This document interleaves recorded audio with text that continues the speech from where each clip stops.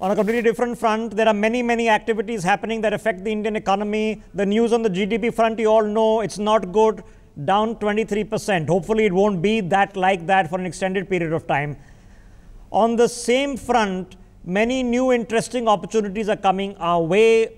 Digital India is one of them. PUBG is no longer allowed to operate in India after TikTok, gaming business, online business, and of course, the real rough and tumble of keeping the economy running is always led by the best of India's wealth creator. For the past almost 4 months now, we've been hosting hundreds of them in partnership with Business World in a dedicated 1 hour. We discuss this every weekday in prime time right here so that we can get clued in as a country of what we can achieve as Team India. Let's get this conversation quickly underway. Joining us on the broadcast, we have Ms. Srimoyee Kundu.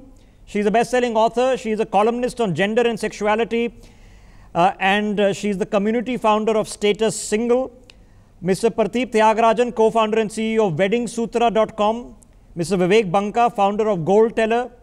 Mr. Farhan Makki Petiwala, Executive Director and Head of Development at India and South Asia at Akhand Jyoti. Dr. Gulshan Sharma, DG ICSI, International Chamber for Service Industry. And as always, the Editor-in-Chief of Business World, Dr. Anurag Batra, joining us on the telecast. Dr. Batra, set up this conversation for us. Thank you so much, Rishabh. Of course, what happens on the border does impact the stock markets, and it gives a sense of where the resources will be focused on, where the attention of the government will get focused on. So if it's focused on the border, possibly it will be less focused on the economy. And that's why you saw when 2 days back the news of the recent flare-up at the border came up, the stock market again kind of went to a low. But coming to the business of the economy, today we have a panel that represents many sectors of the economy. Let me start with my friend Parthiv. Parthiv, the wedding economy, which is a very big economy, and it has a multiplier impact. You know, it impacts hotels, it impacts jewelers, it impacts people in the textile sector, fabricators of the marriage, performers, you know, the pundits who perform the puja. I mean, I could go on. Possibly the wedding economy is the real economy in India. And that in the last 6 months has gone for a toss. What is your comment on that, Parthiv? The most important thing, Anurag, is it impacts happiness. A wedding is not only an event, it is a place where you go to, where you enjoy good food. I know people who just love dressing up and going for weddings. And of course, there are so many creative entrepreneurs who are involved in this business, right from women who are working out of home, who are doing, exclusive curated stuff.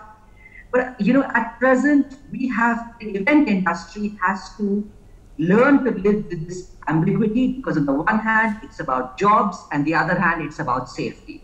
But I do think in a couple of weeks, there will be some guests who will be happy to go out, and the event management fraternity will take, especially the hotels, will take the necessary precautions.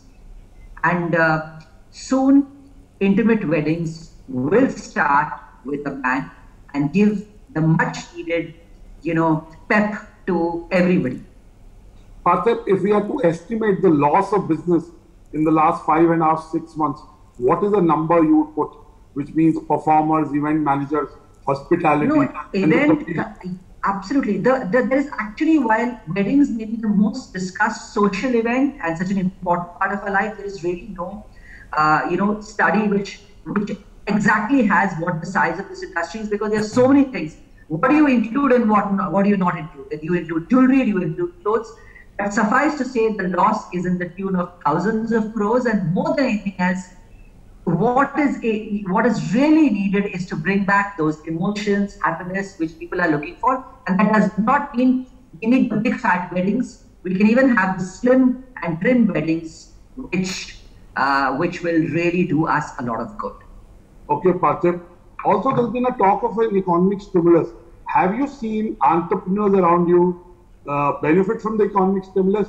What have you done to kind of reimagine your own business? Reimagining is so important for everybody. I think my personal philosophy is that we have to really look at fundamentally what is our business offering. We've all used to talking in terms of fancy words or about our distribution. In simple words, this is an advice I give every entrepreneur in the wedding business or unrelated business. How useful are you to your customer right now? And if you figure it out, there will be no stopping you, and you will move from strength to strength. This is my simple advice, and I hope, talking of this usefulness, I do hope my advice has been useful to the entrepreneurs I've interacted with in the last couple of months. Okay, Parthiv. Srimoyee, you're an author, you're a creative entrepreneur. I define people like you and Parthiv. Now, the physical events, as a speaker, you would get a fee.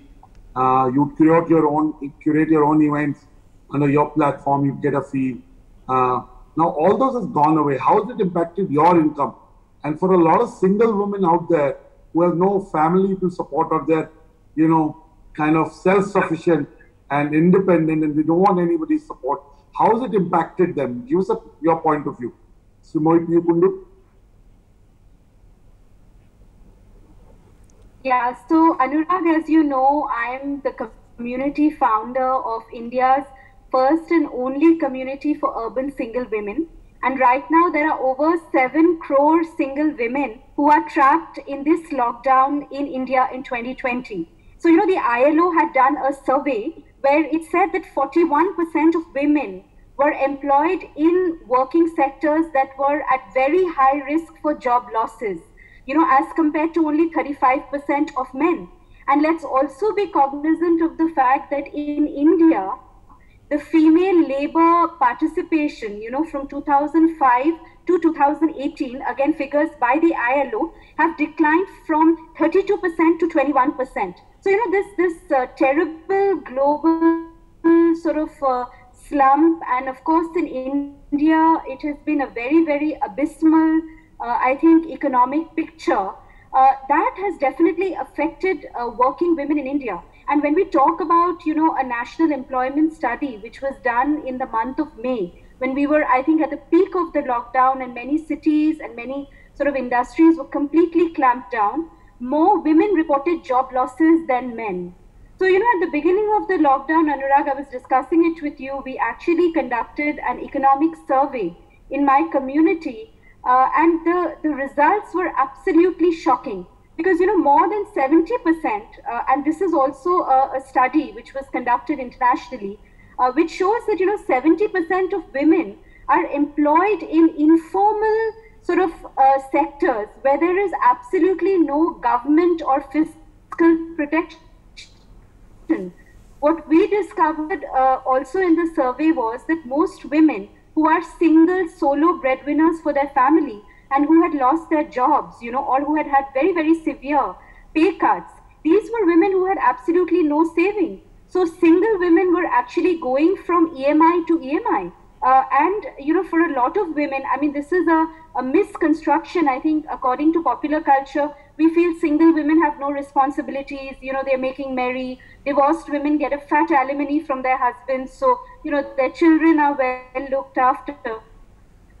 But the single mothers were really struggling. Another category were, of course, entrepreneurs, first generation entrepreneurs, and small and medium industries, as you know, received absolutely no protection even from the government. So women, I would say adversity. I think women are so good at turning adversity into opportunity. So we had single mothers, who were working a day job, who had, not been promoted, not got their, their sort of bonuses, etc. They were becoming home chefs. There were teachers who were teaching till 3 o'clock and then, getting into an online class kind of a model. So I think women have had to, single women especially, because we have so much of caregiving responsibilities on us.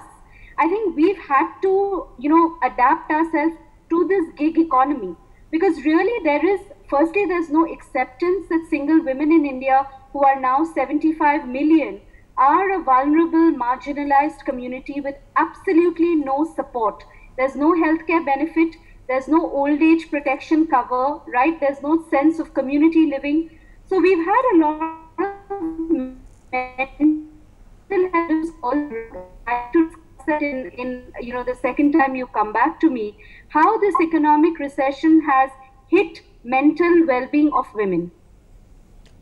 Thank you so much for, we never tend to look at the segment, the community that you represent in the way you look at it. But dare I say, Srimoyi, as you rightly said, they're the most resilient, creative lot. So possibly some of them will become home entrepreneurs.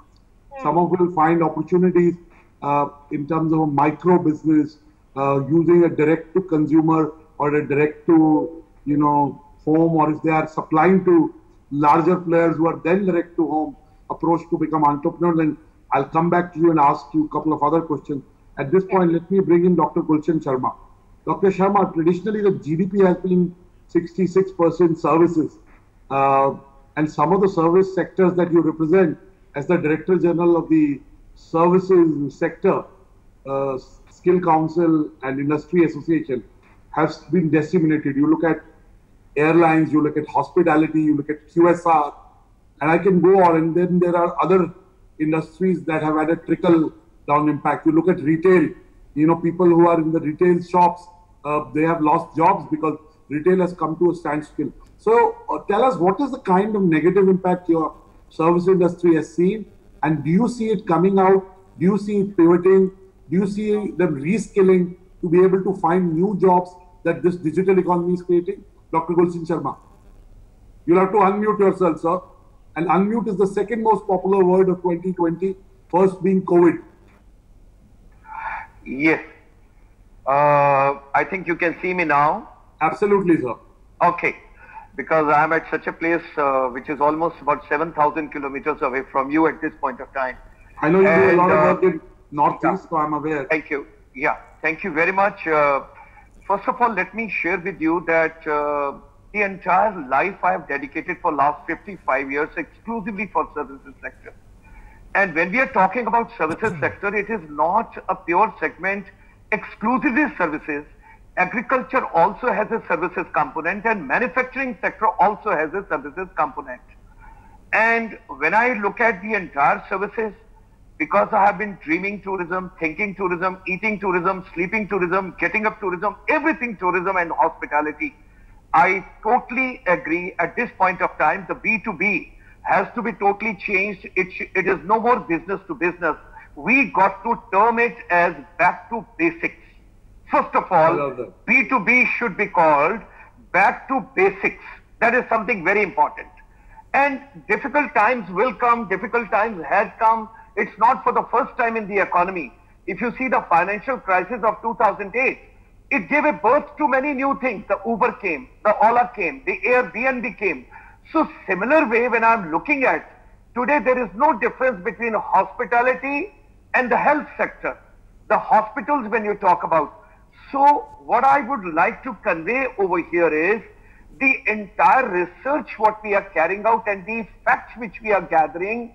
The most important part is there is a repackaging, there's a new birth, there's a reoccupations, there's a reskilling, there's going to be something altogether new. And you got to be innovative. Indians are innovative. We got to take it that way, because if we just think about the negativity, because our sector, particularly services sector, has suffered maximum. But at the same time, somebody made a mention in your previous programs, I still recall, education sector. Nowadays, we have done about 125 webinars exclusively with about 45 million people world over, exclusively on education. There are 3-4 things I would like to suggest immediately, which would do wonders in case if we are serious about it. Number 2, the 2%, what we spend of the CSR, it should be spent exclusively on the education sector. Number 2, seamless connectivity and skilling. Yes, education, skilling, reskilling, upskilling, capacity building, competency building, any term you can use, that's a coining a word, it doesn't make a difference. Education sector has to be taken care of, because 1.86 billion children world over, as per the UNESCO at present, are away. And I just got the confirmation day before yesterday 11 million girls are going to drop out from schools and institutions after this particular pandemic. Now, what I would request, Anuragji, because it's something very important, no buildings, no construction, no brick walls, give seamless connectivity to everybody wherever it is possible. Number two, the basic gadgets and the basic equipment, it may be in a form of, may not be a smartphone, ordinary phone, which can just receive something from you, because educators are also turning as a warriors. They are working as a warriors like doctors, nurses, paramedics and all. What I would request you is forget about international tourism. I come from tourism, my master's, my PhD, my whole life. I drafted the first MBA tourism for Government of India in the Ministry of Tourism. Having set up the tourism, I would request focus on domestic tourism. Focus within the country. Don't go for the traditional part of tourism. You have to find, I'll give you one example, herbal tourism, health tourism, wellness tourism, Ayurveda tourism, nature tourism. I have started growing vegetables at my own, and I have made it rooftop, my kitchen, my veranda, my any place, any nook and corner. This is a time we got to support. Government is doing theirs, we got to do ours, and repackaging of the new avenues has to be taken, where the technology is going to play a very important role. Let's spend more and more emphasis, more and more efforts, and I'm also persuading lot of non-resident Indians. This is the time. Come forward, help us in education sector, the new education policy which has come. If we really implement, see, declaring a policy is a different thing. Yes. Implementation is the key. Implementation. Mr. Sharma, let me get opening comments from other. Vivek, over the last 5 months, most startups, entrepreneurs, their revenues have gone down. Most, in some sectors, there's been a spurt, and also they've not been able to raise capital. And there is a fear that over the next 2 months, maybe some of these startups will fold. They were holding up till now in the hope that things will open up, but looks like we are attaining a new peak. What is your view on that, Vivek? That is that a realistic assessment, or are we panicking? Well, I think I agree with Dr. Sharma in the fact that it's the Darwinian theory which will play out right now about survival of the fittest. In fact, to give you some numbers, during the Spanish flu, 1918 to 2021, the GDP, US GDP contracted substantially. But from 1922 to 1930, just before the Great Depression, I think the US saw the maximum ever expansion in per capita GDP. So what happens is these periods, in my experience, also, promote a lot of efficiencies which companies have to get in, and a lot of excesses that have been built in by the system, they get eradicated.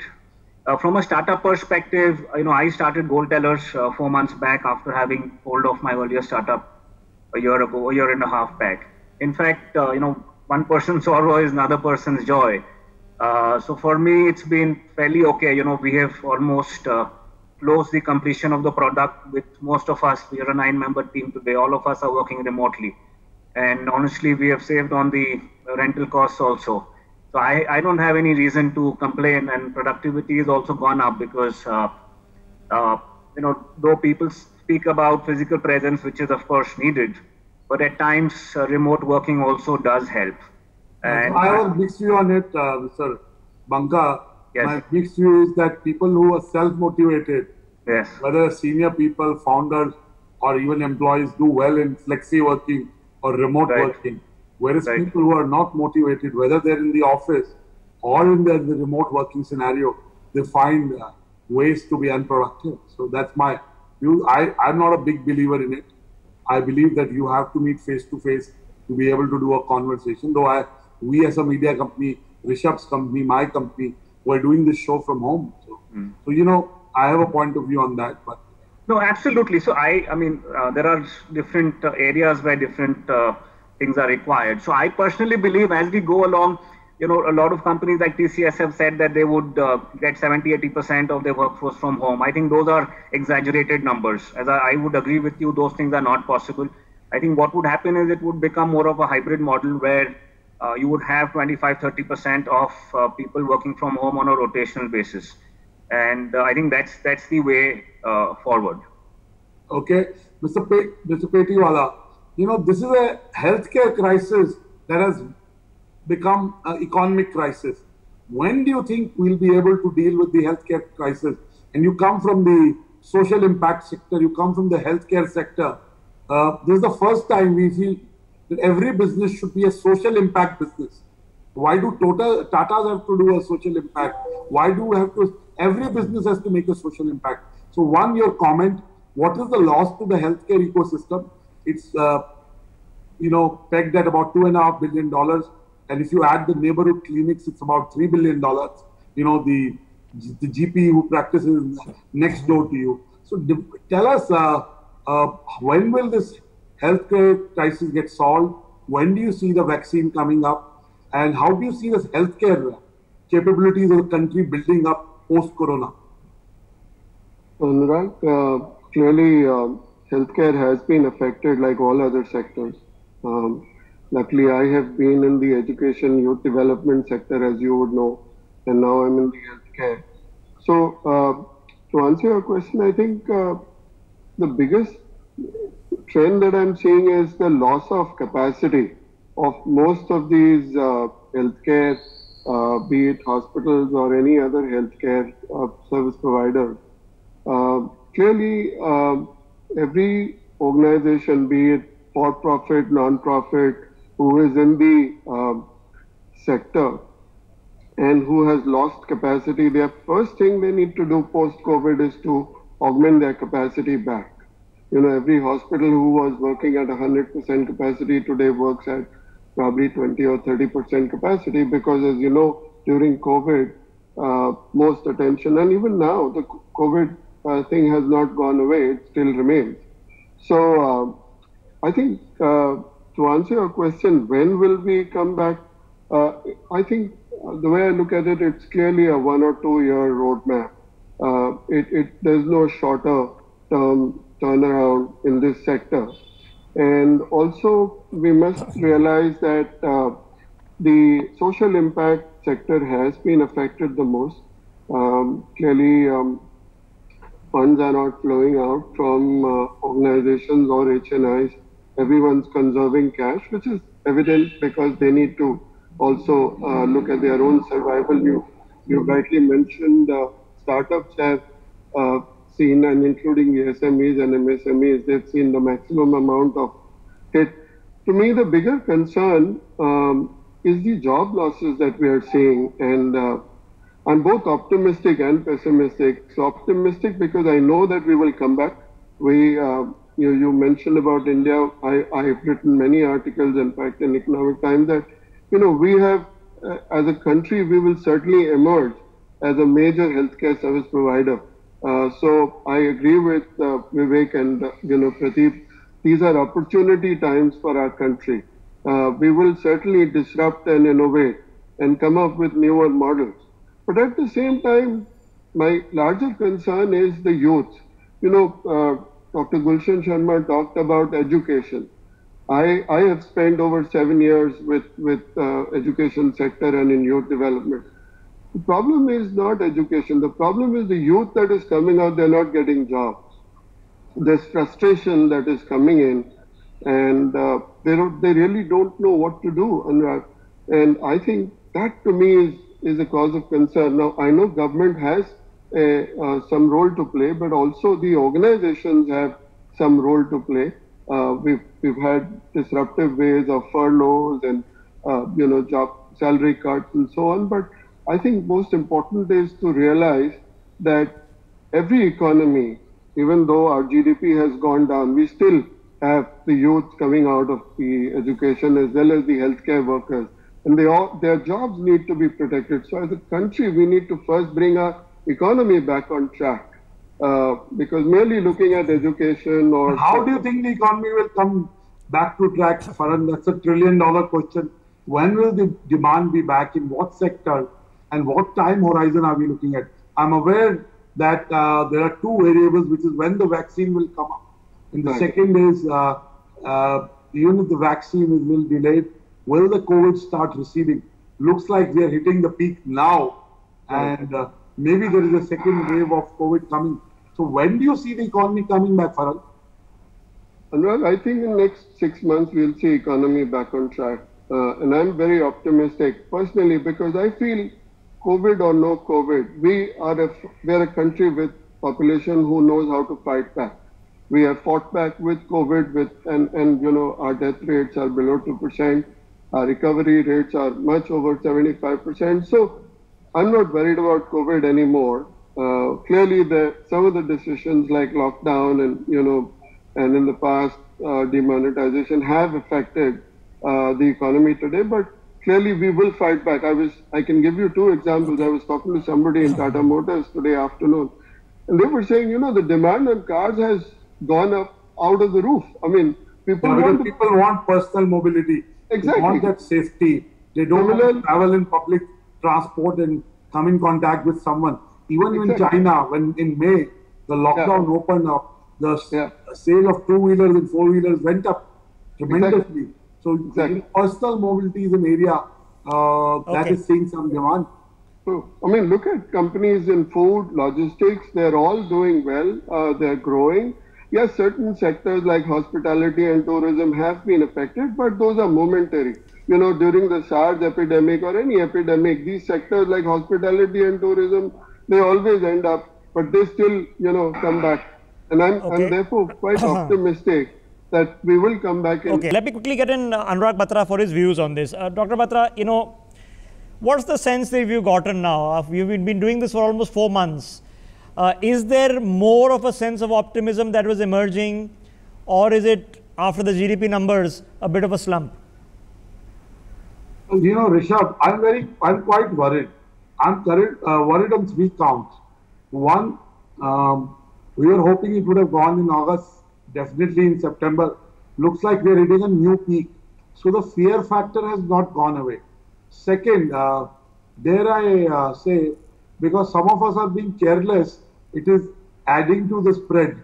And third, you know, I see in economy, I think the next 6-12 months will be very tough. To me, it looks like the 18 months would be very, very tough. So actually, in my mind, I'm planning for 18 months. I'm not planning for 3 months, 6 months, 12 months.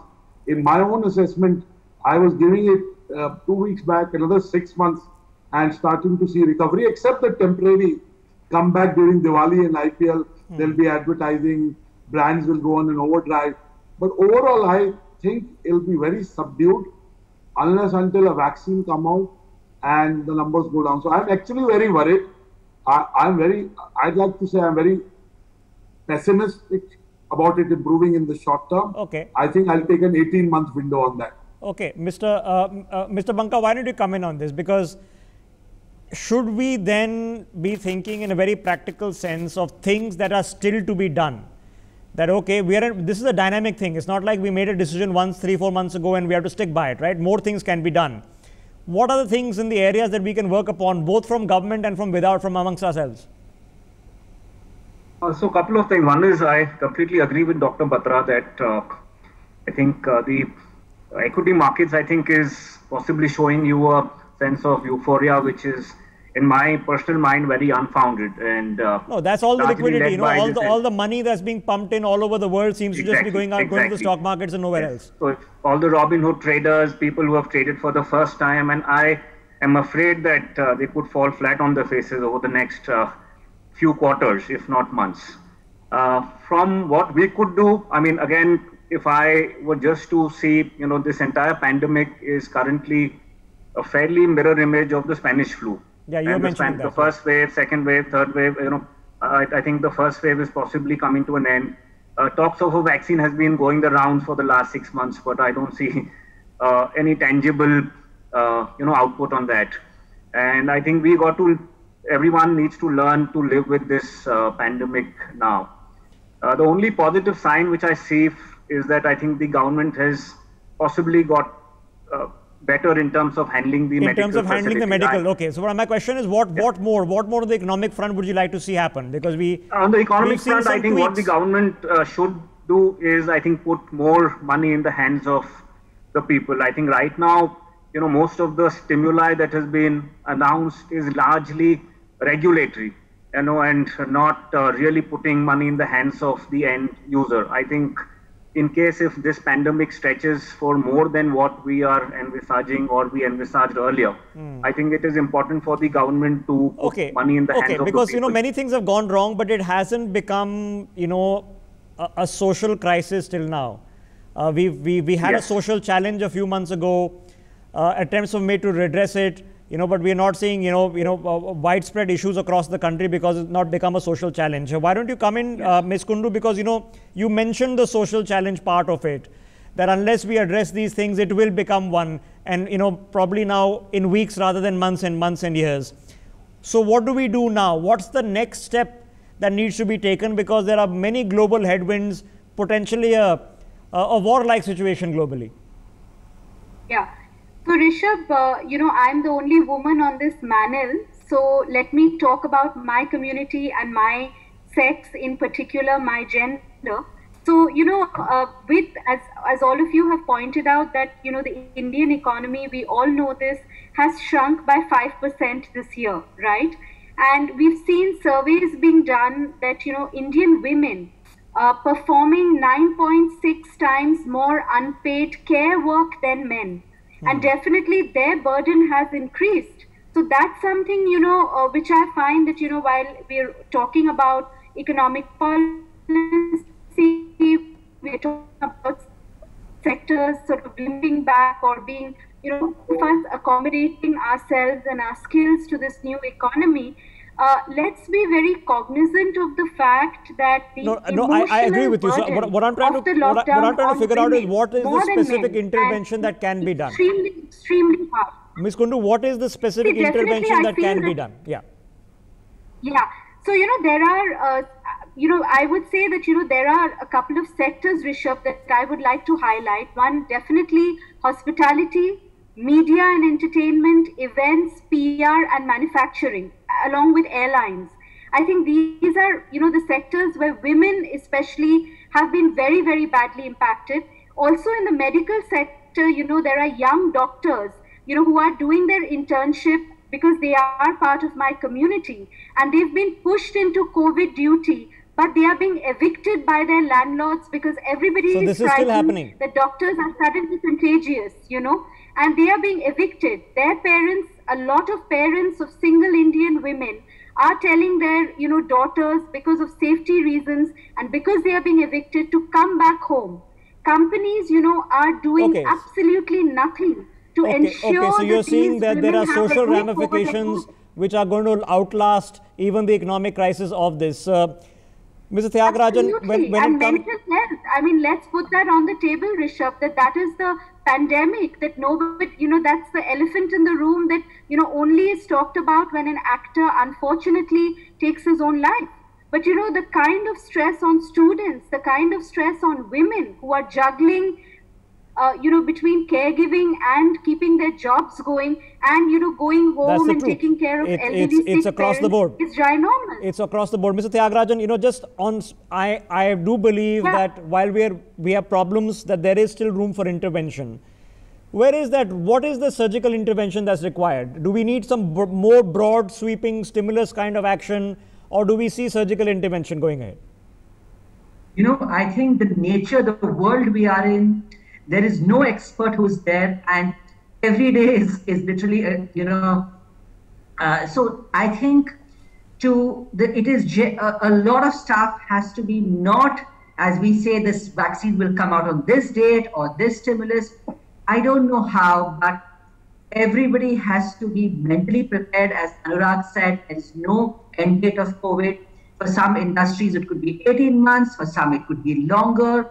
It is just to be as realistic as possible. If this communication can come from the governments, the corporations, the brands, that you don't have to be pessimistic, but be wise, don't be optimistic, be realistic. And I do hope that a lot of the thought leaders in our country, I do hope, as Srimoy mentioned, they can guide the young as well as the middle-aged on mental health. Well, I can tell you, if psychiatrists alone, it has to come from if you're a student right now, all your known paths are so confused right now. And you can imagine how difficult it is if you're graduating school or graduating college or about to graduate college. Mr. Petiwala, you know, in the object of dynamic thought, that we are still able to act, that we are not, you know, stuck in quicksand, that we still have agency to make some changes. What are the changes that are still required that you wish you could see?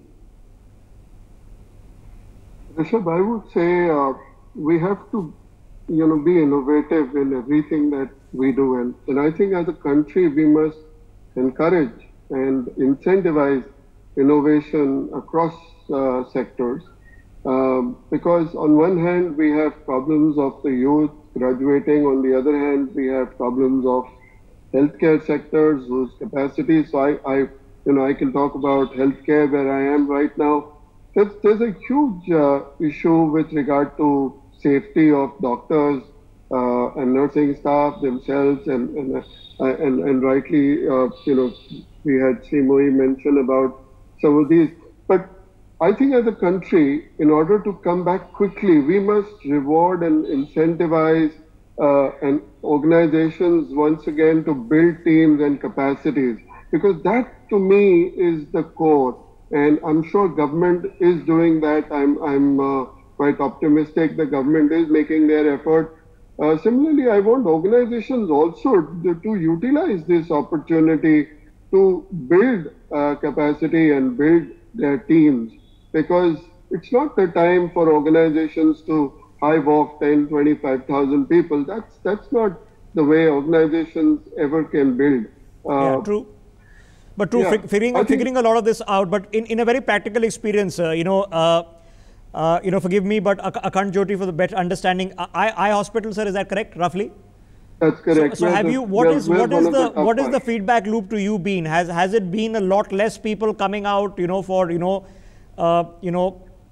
elective eye operations because they're worried about going to hospital? That your staff and themselves, many of them are having to juggle other COVID duties. Is that happening? Yes, it is. Clearly, eye care has been impacted the most. In fact, we were shut for almost 3 or 4 months during the COVID. We've just started our hospital back again in Bihar and Eastern UP, where we cater to almost 4 million blind people. And we have a mission and a vision to eliminate curable blindness from the poorest states like Bihar and UP. But at the same time, you're right, Rishabh, we do have issues with regard to safety of both patients and our healthcare workers, including the doctors and our medical staff. Okay. So, Okay. So let me get Vivek. Vivek, before you wrap up, can you tell our viewers watching a bit about GoldTeller? Yes, thank you. So GoldTeller is a personal finance platform. In fact, there are a lot of personal finance platforms, but the idea here is. The idea behind setting this up is that most individuals today, I don't think they themselves know what their goals should be. And the idea, as the name suggests itself, is that the platform will tell people about their goals. So very simple things like an emergency fund. Today, the COVID has taught people that one should not, exaggerate their expenses, etc. And an emergency fund for at least 6 to 9 months of living expenses is extremely critical. In euphoric situations, people go overboard and so Vivek, just to break it down, if somebody, are you app-based? Yes, we will be both app-based. So what happens? Do I punch in, how much I earn and where I live and my particulars, and then you tell me how much I need to have in an emergency fund and how to, put how much I need to put aside every month, stuff like that? Yes, exactly. And we also tell you, whether your current situation can meet your lifetime and your family's lifetime. So the important thing is that, today most of us work for our families, etc. So we need to see them, from a multi-dimensional perspective. And then once the goals are set, do you then assist people in planning with them? Is that part of the services offered? If you say, okay, now put aside bit in equity, bit in FDs. Yeah, the one very unique feature that we are coming out is things not to do. Most people tell you things, what needs to be done. What we intend to do is tell people what you need not do. That I think is more important. If I think people don't do, the wrong things, I think the right things will automatically take care of themselves. Okay, I'll tell you a thing not to do right now is to play PUBG. Okay, Miss Kundu, can you tell us a bit more about Status Single also, please? So Status Single, Rishabh, is a community that I founded, which was an offshoot of a best-selling work of non-fiction that I authored 2 years ago, which was interview-based, and I ended up speaking to over 3,500 urban single women. As I said that, we comprise 39% of India's female population. And one thing, which I would like to add, that this community, so if you're an urban single woman in India, I think one thing which the pandemic has at least taught me as a single woman, as an only child who's a caregiver to her aging parents, and in a way, I'm a self-employed creative entrepreneur, right? I mean, I write books, I write columns, I do my online talk show. So this is the importance of community. I think what Vivek is also saying is, forming this kind of community, which then I think I would love to know more about Vivek's app, guide more women in my community, because financial maybe you need the goal setter for single women. Maybe that's the logic here. Absolutely, and I would urge single women in India to find us on Facebook as Status Single. We've provided a lot of community support to women, even older single women who are 70, 75, because in India there is absolutely no concept of community. It's interesting. It's largely dependent on her family. Okay, so Facebook, they can find you single. Okay, I think you search for Status Single on Facebook, and you should be able to find it. Okay, okay, Pradeep Tyagarajan, weddingsutra.com. Going ahead in the next few months, as a conceptualized offering of creating your dream wedding, what would your portal be changing to? What different things are you thinking about offering? See, we being a media company, it's literally what we communicate.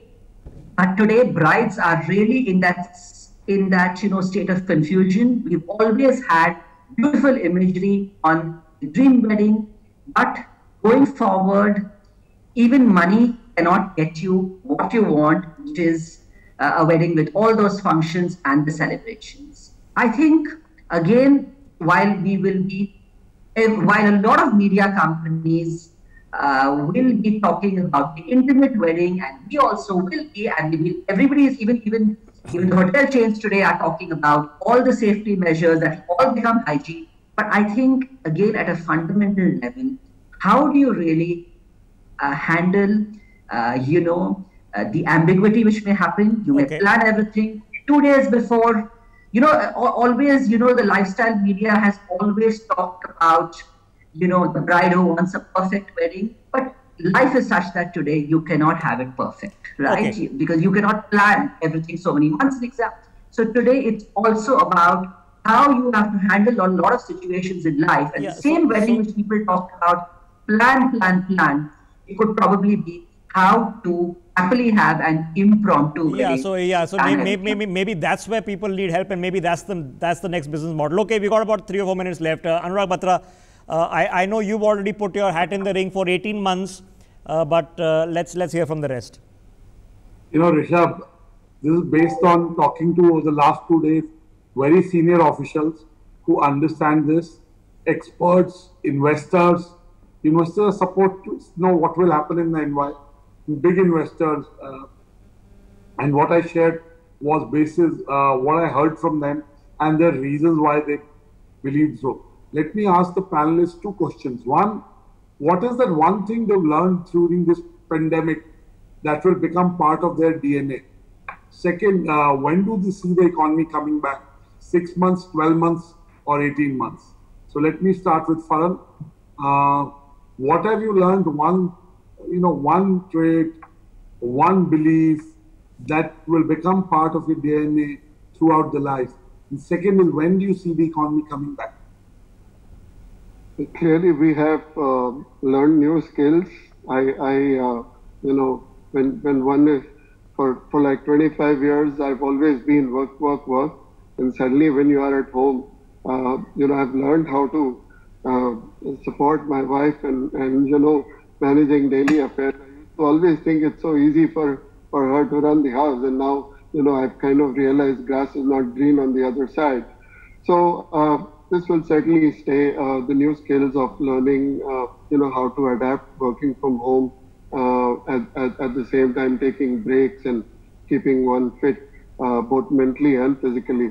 To answer your second question, as I said, I know this pandemic globally has affected every country. No one is spared. I mean, not even the Andaman Nicobar Island, whose cadre I belong to. So back in my old civil service days. But I think clearly we must remove the fear from our mind today, Anurag. I think we've lived with this fear for those 4 months. I'm happy that media has stopped creating more fear psychosis on television. For all the good or bad reasons, my good old actor friend, they're talking about him. But I think we have to start getting back to business, thinking innovative, thinking disruptive, and leave as Dr. Sharma said, back to basic. So we'll come, Vivek, one thing you learned that has now become part of your DNA, and when do you think the economy coming back? Short, crisp answer. I think we undermine the human resilience, because when it started, I thought things will be much worse than what it is. Actually, I didn't realize that human resilience is far, far stronger and better than what we actually can fathom. And things are not as bad as what we expected. And I'm sure things will get better. Things are limping back to normal. And though we might have more waves in the future, but I think over 12 months, things will get back to normal. Needless to say, the order of the day will change. You might have new industries, new things, in a much better, larger. The big will become bigger, possibly, which might not be good, but that's how it is. Partha? I think I've realized that my mental balance and success in whatever I do will come from understanding my real strengths. And once I understand my real strengths, there will be, I'll get what I want. And all this while, as from the time we've been kids, we've been told hard work, hard work, hard work. That alone is not the only ingredient, but positivity and understanding your real strengths. Thank you so much. Finally, Srimoy, you have the final word. Well, I think what the lockdown has taught me is, and I speak on behalf of what I think is a great number of women in this country, necessity is the mother of invention. So how do we upskill? How do we, take the Prime Minister's, hashtag Atmanirbharata, and how do we really implement that in our own lives? So, if you've lost your job, how do we look at other ways of earning money? How do we build communities which can support this vulnerable population of urban Indian women? That, and number two, I think as women, we're always used to, placing the child, the man, the parent, the brother, the job first. Because, we do put self-care on the back burner. Farhan just spoke about pitching in to help his wife, and I know a lot of children are helping single women. A lot of aging parents are, taking care of the children while the daughter can be a part of a Zoom call like this or a work call. So I think, prioritizing self-love and realizing that we don't have to be superhuman. It is okay to break down. Okay. It is okay to be vulnerable. But what is important is to know that you are not alone, and that we have a community of women who are really sailing in the same boat. And like the saying goes, we are not, we're facing the same storm, just differently adapting and dealing with it. So well, that's my learning from the lockdown. We've come to the conclusion of yet another session, and I promise you we've been doing this for almost 4 months now. We intend to continue doing it and hopefully see if this new peak is happening, see it through and see it on the other side. In the end, this is all Team India. All of us are in the same boat. We have to see ourselves through, and 6 months, 12 months, it all doesn't matter, because we'll have to survive those 6 months and 12 months the best that we can. Hopefully prosper in them as well. So yeah, GDP numbers are in in a stinkhole right now, but hopefully that's not going to remain the same going ahead. Thank you all of you for being part of this conversation. For more such videos, subscribe to the NewsX YouTube channel, hit the bell icon.